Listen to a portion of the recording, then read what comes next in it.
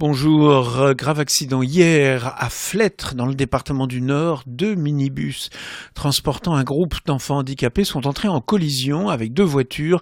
Le bilan est de 13 blessés dont 2 graves, Méric Collot. Tout s'est passé à 10h30 sur la 25. 2 minibus viennent de partir de l'Institut d'éducation motrice Christian Dabadi de Villeneuve-d'Ascq près de Lille. Cet établissement s'occupe d'enfants et de jeunes adultes qui sont en situation de handicap moteur ou de polyhandicap. Il est géré par l'Association des paralysés de France. Les résidents doivent se rendre à un spectacle à Gravelines. Les 2 minibus contiennent chacun 9 passagers. Il reste encore 1 heure de trajet lorsqu'ils arrivent à Flêtre. Les 2 véhicules de l'établissement percutent une voiture. Selon une image de la Voie du Nord, nous pouvons voir qu'un des 2 minibus a le pare-choc avant et une partie du capot moteur totalement détruit. Pour le moment, nous ne connaissons pas les circonstances de cet accident. Le préfet a activé très rapidement le centre opérationnel départemental pour coordonner les secours. Le sous-préfet de l'arrondissement de Dunkerque, Éric Etienne, s'est rendu sur place. L'autoroute a été fermée pendant plusieurs heures pour sécuriser au maximum les secours. Le bilan est de 13 blessés, dont 2 jeunes filles de 13 ans dans un état grave. Leur pronostic vital n'est pas engagé. Une de ces 2 jeunes filles a été emmenée en hélicoptère vers le CHR de Lille, selon les pompiers. 3 personnes, dont 2 en fauteuil roulant, ont eu besoin d'une prise en charge spécifique à cause de leur handicap. Une enquête a été ouverte pour déterminer les circonstances de l'accident. Vous avez écrit un livre qui traite du handicap, qui raconte une histoire autour du handicap. C'est le moment de participer à la 13e édition du prix Handy Livre. Objectif de cette initiative, soutenue par Robert Hossein, promouvoir tous les ouvrages qui mettent en lumière le handicap. Vous pouvez déposer votre candidature dès maintenant et jusqu'au 1er juin. Le prix Handy Livre existe depuis 2005. Il est parrainé depuis sa création par l'acteur et metteur en scène Robert Hossein.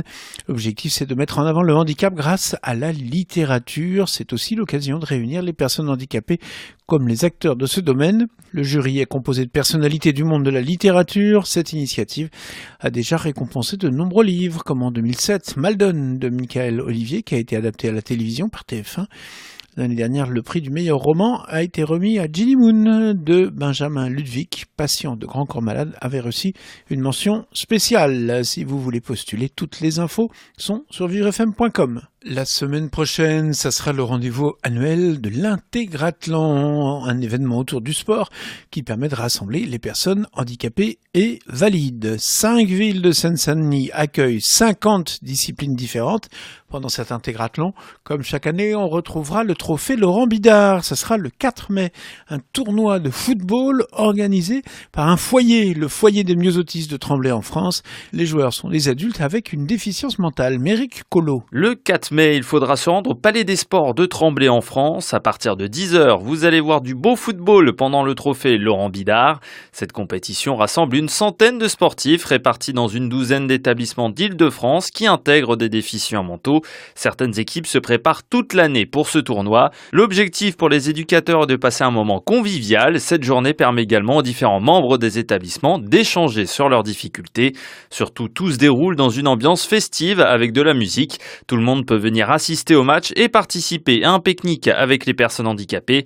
Benoît Gouriou, éducateur sportif au foyer des myosautistes de Tremblay en France, qui organise le tournoi, va attirer le maximum de personnes valides. L'idée, c'est qu'il y ait un maximum de personnes extérieures à l'handicap, sachant que certaines personnes, s'ils le désirent, pourront intégrer des équipes. À ces personnes dites valides, on leur mettra un handicap pour qu'ils se mettent au niveau et qu'ils voient aussi un peu les difficultés de nos résidents. Cette expérience devrait être intéressante pour les personnes valides. Cette journée permet également aux résidents de ces établissements spécialisés de se rencontrer.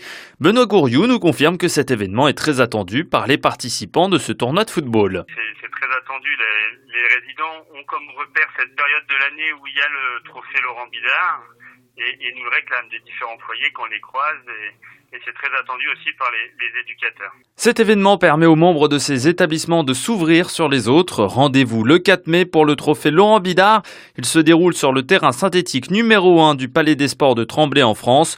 Vous pouvez assister au match à partir de 10h. Si vous voulez avoir plus de renseignements sur les autres événements de l'Intégrathlon, vous pouvez vous rendre sur le site www.intégrathlon.com, www.intégrathlon.com. Et n'oubliez pas que Vivre FM sera présent pour cet Intégrathlon toute la journée du samedi. Les infos sont bien sûr sur vivrefm.com. C'est la fin de ce journal. Merci de votre fidélité.